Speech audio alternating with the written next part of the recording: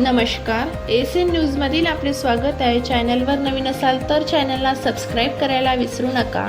मोजरी येथील थोर समाजसेवक आणि राष्ट्रसंत तुकडोजी महाराज यांचे माजी खासगी सचिव जनार्दन बापूराव बोते यांना पद्मश्री पुरस्काराने सन्मानित करण्यात आले आहे। या बहुमानामुळे केवळ जिल्ह्याचाच नव्हे तर राष्ट्रसंतांच्या विचारांचा आणि ग्रामगीतेचा खऱ्या अर्थाने राष्ट्रीय पातळीवर सन्मान झाल्याची भावना व्यक्त होत आहे। दिवसाजवळील मोजरी गावातील एका सर्वसामान्य कुटुंबात जनार्दन बोते यांचा जन्म झाला। राष्ट्रसंत तुकडोजी महाराज यांच्या विचारधारणेवर कुटुंबाची नितांत श्रद्धा होती।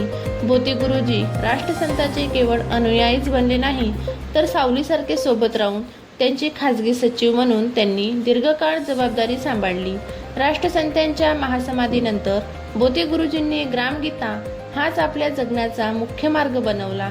ग्रामगीतेतील विचारातून प्रेरणा घेऊन त्यांनी आयुष्यभर अविरत कार्य केले। गावागावात जाऊन स्वच्छता आणि व्यसनमुक्तीची मोठी चळवळ उभारली। सोबतच तब्बल 800हून अधिक महिला बचत गटांना सक्षम बनवून त्यांच्यासाठी रोजगाराच्या नव्या संधी उपलब्ध करून दिल्या। वृक्षारोपण आणि जलसंधारणाच्या माध्यमातून पर्यावरण रक्षणाचा संदेश आपल्या कृतीतून दिला।